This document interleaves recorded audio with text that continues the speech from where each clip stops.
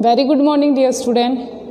आज का हमारा टॉपिक है रोटेशनल स्पेक्ट्रोस्कोपी के अंतर्गत distribution of population according to the Maxwell Boltzmann distribution. ये जो टॉपिक है यूनिट का लास्ट टॉपिक है और बहुत ही छोटा सा ही टॉपिक है। इसके अंदर देखो हमें पढ़ना है डिस्ट्रीब्यूशन किसका, जो भी अपन ने इंटेंसिटी पढ़ी थी, किसकी इंटेंसिटी पढ़ी थी, रोटेशनल स्पेक्ट्रा की। तो हमने ये देखा था कि रोटेशनल स्पेक्ट्रा की जो इंटेंसिटी होती है, तीव्रता होती है, वो 3 मानकों पर डिपेंड करती है या 3 फैक्टर्स पर डिपेंड करती थी। कौन कौन से? पहला जो फैक्टर था उसका नाम क्या था? उसका नाम था संक्रमण की प्रायिकता, संक्रमण की प्रायिकता या probability of transition, probability of transition. दूसरा जो था पॉइंट वो क्या था? स्टेट ऑफ पॉपुलेशन या समष्टि की अवस्था, स्टेट ऑफ पॉपुलेशन या समष्टि की अवस्था। और तीसरा जो पॉइंट था वो कौन सा था?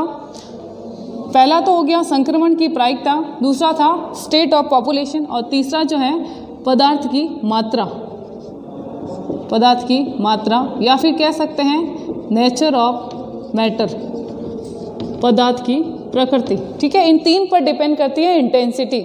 हमें जो देखना है वो हमारा टॉपिक रिलेटेड है स्टेट ऑफ पॉपुलेशन से।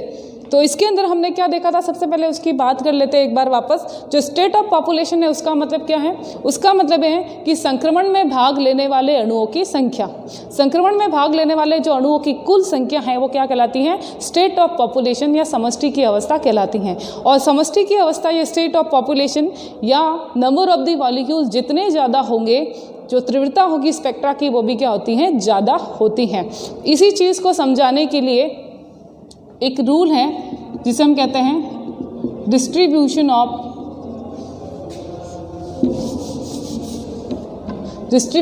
Population, distribution of population according to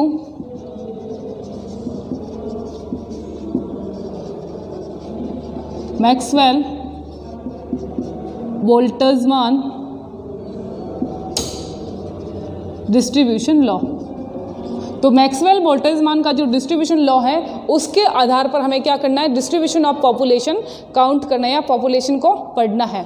तो इसके अंदर क्या होता है, देखो जब भी हमें स्पेक्ट्रा प्राप्त होता है तो हमें पता है कि इलेक्ट्रॉन्स या मॉलिक्यूल क्या करेंगे? लो एनर्जी लेवल के अंदर रहते हैं, लो एनर्जी लेवल के अंदर एनर्जी को एब्जॉर्व करते हैं और कहाँ जाते हैं? हाई एनर्जी लेवल के अंदर जाते हैं और जब वापस ग्राउंड एनर्जी लेवल में आते हैं तो स्पेक्ट्रा की प्राप्ति होती है।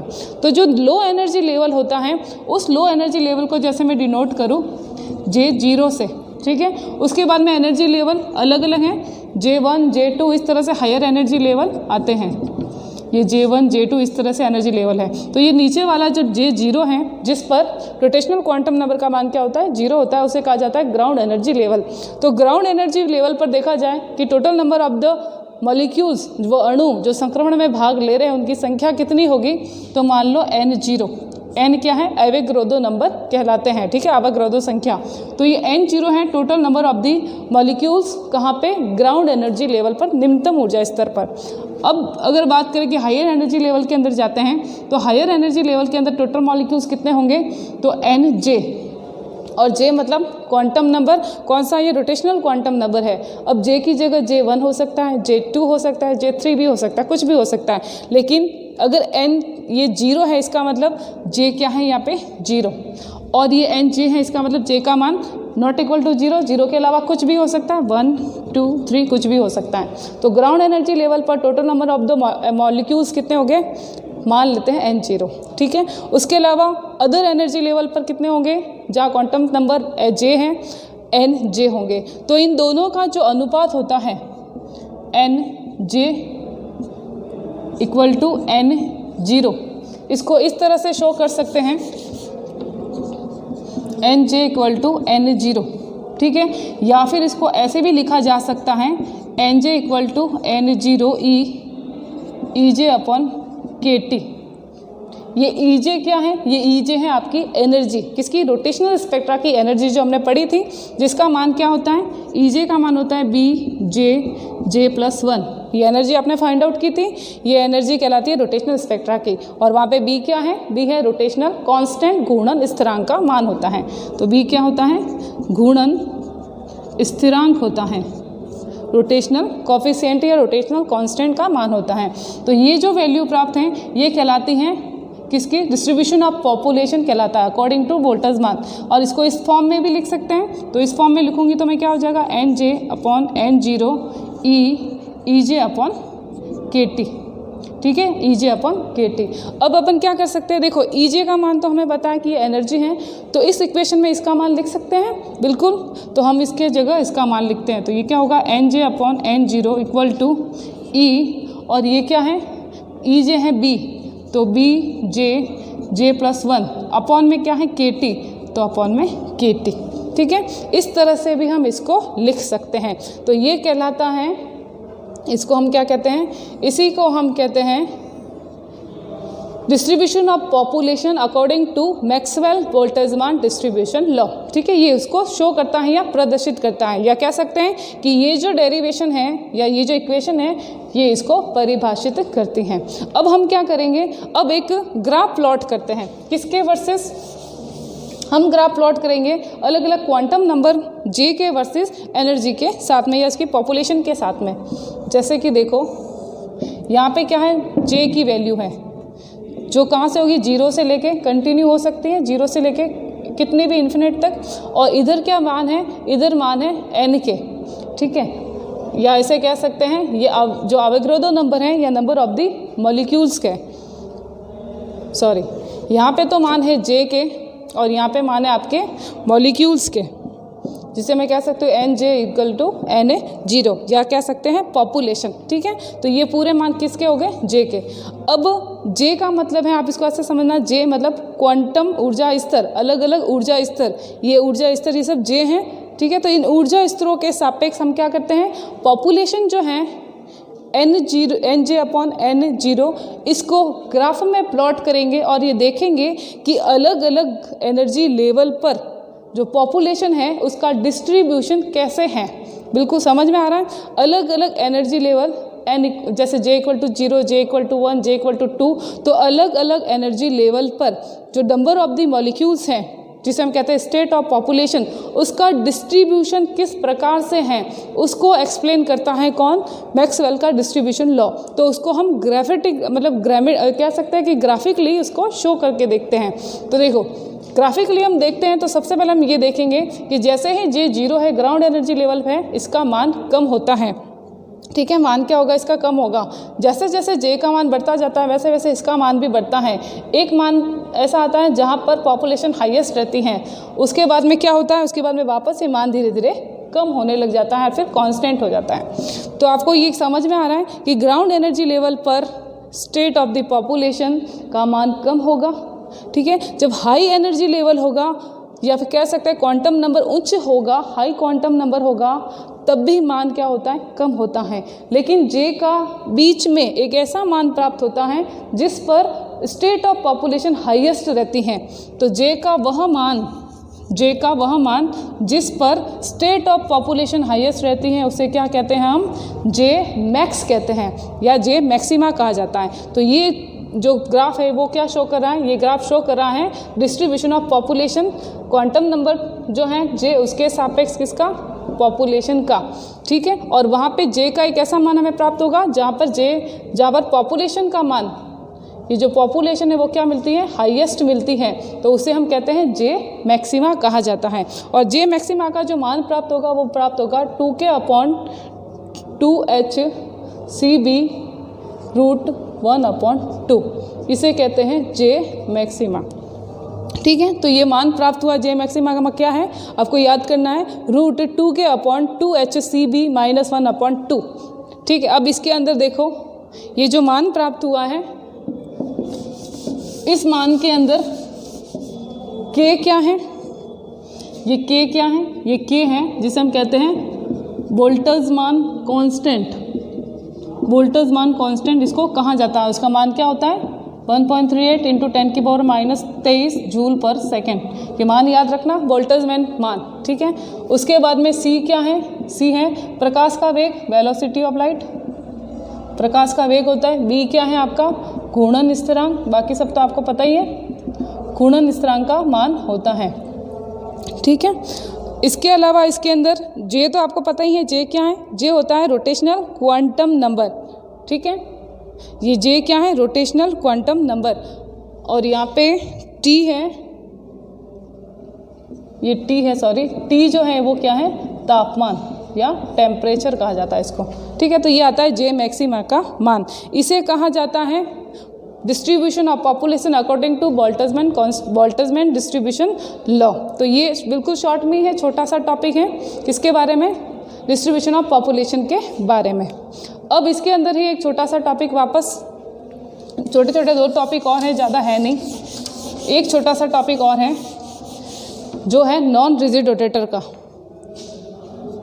नॉन रिजिड रोटेटर, अभी नॉन रिजिड रोटेटर का मतलब क्या होता है, देखो हमने अभी तक क्या पढ़ा है, सारा जो हम वो पढ़ रहे हैं वो किसके लिए पढ़ रहे हैं, रिजिड रोटेटर के लिए पढ़ रहे हैं। और रिजिड रोटेटर का मतलब क्या है, रिजिड रोटेटर का मतलब ये है कि अगर, रिजिड रोटेटर का मतलब कि अगर कोई मॉलिक्यूल्स हैं या कोई यौगिक हैं, उस यौगिक के अंदर, जैसे कि मान लो कोई यौगिक था, ये एक रिजिड रोटेटर है, ठीक है। अब देखो ये क्या है, ये एक एटम और ये दूसरा एटम, दोनों एटम आपस में एक बॉन्ड के द्वारा जुड़े हुए हैं, और ये बीच के अंदर ये क्या है, इसका गुरुत्व केंद्र इसके बीच में से गुजर रहा है। अब मैं इसको जो रोटेट करूँगी तो देखो ये रोटेट हो रहा है इजीली, ये इजीली रोटेट हो रहा है, ठीक है। रोटेट होने पर भी क्या इसकी बॉन्ड लेंथ चेंज हुई, नहीं हो रही है चेंज। बॉन्ड लेंथ जो आर है वो बराबर है, अगर इधर से कहूँ R1, इधर से कहूँ R2, और दोनों के बीच का डिफरेंस जो है, दोनों के बीच की लंबाई R इक्वल है, तो ये है एक रिजिड रोटेटर, ठीक है। हमने इसके बारे में पढ़ लिया है। तो नॉन रिजिड रोटेटर का मतलब क्या है, नॉन रिजिड रोटेटर का मतलब है कि अगर मान लो ये जो बॉल्स दिख रही है, वो बॉल जो है वो भारी धातु की बनी हुई है, भारी धातु की बॉल है, और बीच में जो आपको बॉन्ड दिख रहा है वो लचीला बॉन्ड है। मतलब इसकी जगह, ये बॉन्ड की जगह मैं क्या लगा दूँ, यहाँ पे रबर लगा दूँ, सॉफ्ट रबर, जो इलास्टिसिटी होती है जिसके अंदर, ये रबर लगा दूँगी, फिर मैं इसको घुमाऊँगी तो क्या होगा, वो रबर खींचेगा, तो रबर खींचेगा तो बॉन्ड की लेंथ में क्या होगा, चेंज हो जाएगा। तो जैसे ही ये रोटेट करेगा, रोटेट करने पर यहाँ पे रबर होगा, और यहाँ पे 2 बड़े बड़े जो ग्रुप्स लगे हुए हैं, एटम लगे हुए हैं, ये भारी धातु के बने हुए होंगे, तो क्या करेंगे, जैसे ही रोटेट होगा इनके बीच की बॉन्ड लेंथ चेंज हो जाएगी, और जैसे ही बॉन्ड लेंथ चेंज हो जाएगी तो ये क्या कहलाएंगे, ये कहलाएंगे नॉन रिजिड रोटेटर। अब ये रिजिड रोटेटर नहीं कहलाएंगे, क्या कहलाएंगे, नॉन रिजिड रोटेटर कहलाते हैं। तो नॉन रिजिड रोटेटर का मतलब यही होता है, ये 2 एटम है, बीच में जो बॉन्ड है ये आपस में जुड़ा हुआ है गुरुत्व केंद्र से, जैसे इसको घुमाएंगे क्या होगा, इनके बीच की जो लेंथ है वो चेंज हो जाएगी, ये लेंथ चेंज हो जाएगी। पहले तो R थी, अब R' हो गई, ठीक है, चेंज हो गई, तो ये कहलाते हैं नॉन रिजिड रोटेटर। अब ऐसा होता क्यों है, ऐसा इसलिए होता है कि जब भी वो रोटेट करेंगे तो रोटेट करने पर इनमें वाइब्रेशन भी होगा, और जैसे ही वाइब्रेशन होगा, जो वाइब्रेशनल एनर्जी होगी वो चेंज हो जाएगी इसके अंदर, और जैसे ही वाइब्रेशनल एनर्जी चेंज हो जाएगी इसके अंदर R भी चेंज हो जाएगा, R चेंज होएगा तो B जो घूर्णन स्थिरांक का मान है वो भी चेंज होगा, और गुणन स्थिरांक चेंज होगा तो I का मान भी चेंज होगा, मतलब जड़त्व आघूर्ण भी चेंज हो जाएगा। तो ये कहलाता है नॉन रिजिड रोटेटर, ठीक है। अब कहा जाता है कि कोई भी रोटेटर रिजिड नहीं होता, जो हमने पहले पढ़ा था वो कहते हैं कि रिजिड रोटेटर होता ही नहीं है, ये तो एक काल्पनिक अवस्था है, या हम इसको सब मानते हैं। वास्तव में देखा जाए तो वास्तव में कोई भी रोटेटर रिजिड रोटेटर की तरह व्यवहार नहीं करेगा, कुछ ना कुछ, जब भी वो रोटेट करेगा उसके अंदर कुछ ना कुछ वाइब्रेशन होगा।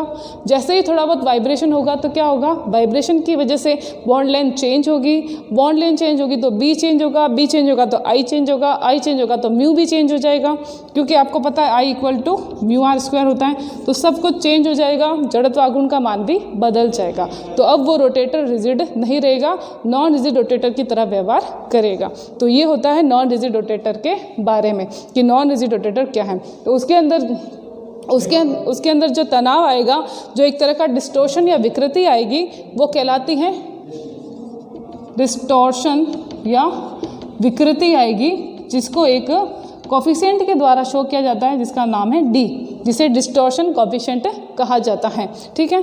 अब जो नॉन रिजिड रोटेटर है, नॉन रिजिड रोटेटर के लिए जब अपन एनर्जी देखते हैं तो एनर्जी का जो मान होता है वो थोड़ा सा चेंज हो जाएगा। क्या चेंज हो जाएगा, देखो जनरली एनर्जी का मान क्या होता था, BJ J+1, BJ J+1। अब इसमें आएगा BJ J+1 D Z² 1 + Z का स्क्वायर।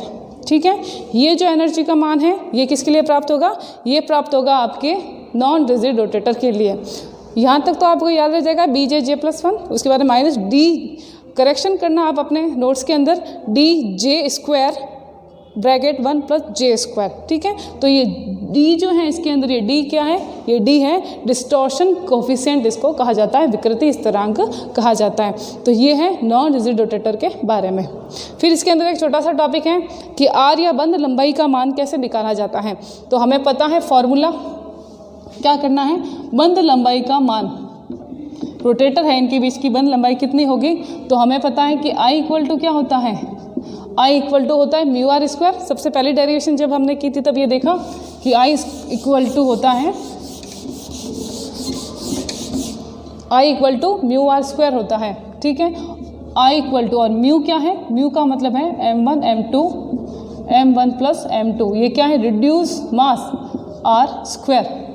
इस तरह से हम इसको लिखते हैं। ठीक है, तो म्यू का मान क्या है? म्यू का मान है समानित द्रव्यमान,